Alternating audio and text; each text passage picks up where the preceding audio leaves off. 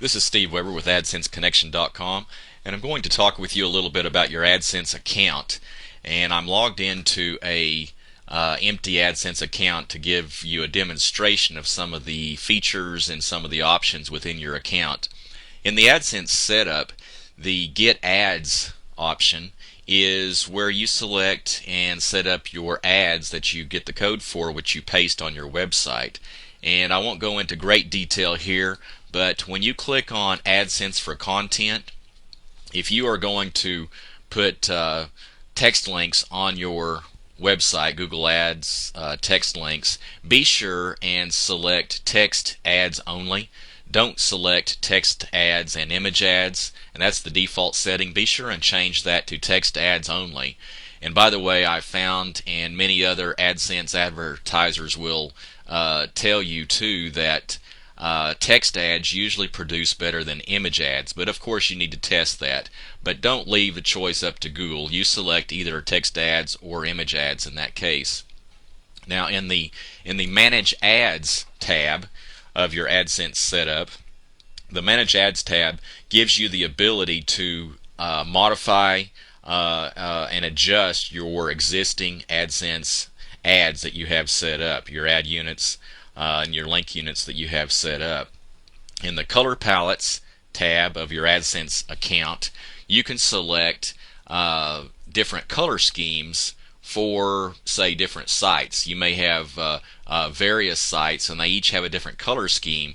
Well, you can select the color scheme that you wish for the AdSense ads on those specific sites. So when you create the ads, instead of adjusting the color of the border and the title and the background, for example, each time you create those ads for those different sites, you can create a template of colors and just select and then name that template the name of your site, for example. And so when you create new AdSense ads for that site, you can just select that site's template and the colors will be okay for that site. It saves a lot of time. So that's a good feature to set up in your AdSense account. Channels tab. This is one area that beginners are really lacking in. Channel is a very precise descriptor of an AdSense group, an ad group. So in your AdSense account, when you set up the different ad groups and link units, you need to make sure that each one of those has a specific named channel.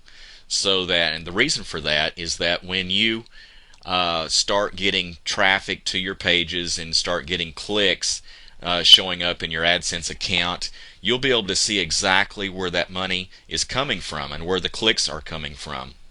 Without channels, which many beginners don't use, you have no idea which pages or which ad groups or even really which sites are producing the income for you. So it's very important to give each ad unit a specific channel. In the competitive ad filter tab of your AdSense account, this is the place you can ban certain advertisers from showing up on your page. And the reason you'd want to use this in your AdSense account is if you are selling, say, a nutritional product and you have AdSense on your page, which I don't suggest if you are actually selling a product, but if you do and you don't want competitors selling the same product to have their AdSense ads on your page, which you wouldn't, then you list those competitors in your competitive ad filter. The problem with this is that your AdSense account only allows about 200 exemptions of possible advertisers in this case. And what you'll find yourself doing is you're constantly policing that, and it's kind of a drag on your time. It's not really feasible to keep all the possible competitors from showing up on your page. So that is available, but like I said, I suggest not having AdSense on pages where you are selling physical things yourself. In the site authentication, if you have a membership site, for example, which requires a username and password, you can tell your AdSense account what the username and password is for that site, for that logon. So that way that Google AdSense can spider that site. They can use the username and password which you specify, and they can go in there and spider that private site, and then the Google ads will show up correctly according to that private site's content. So this is very popular for the membership sites out there.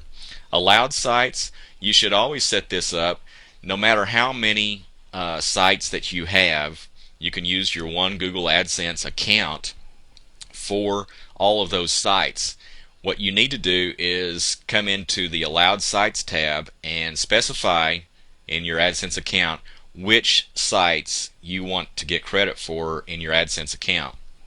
So what this does is keep people from accidentally or deliberately copying the code of your page, which would include your AdSense account information, and just recreating another website out there with your information, with your code, which people do that all the time. It's not very ethical, but people do that all the time. You don't want your AdSense account ID out there on sites which you don't control. You only want your AdSense ads to show up on sites which you control. So no matter if you have one site or 50 sites which have your AdSense ads on there, you should go into the Allowed Sites tab and inform Google which sites are yours. And that way there won't be problems later on where people may be accidentally leaving your AdSense account information on their site, and then they do something with respect to spam, for example, which Google doesn't like, or somehow they get your account in trouble in that way, because Google doesn't know if you are doing that or if somebody else is doing that, if your AdSense account information is on that page. So be sure and specify which sites you want to allow. Alright, that's all for now. This is Steve Weber with AdSenseConnection.com.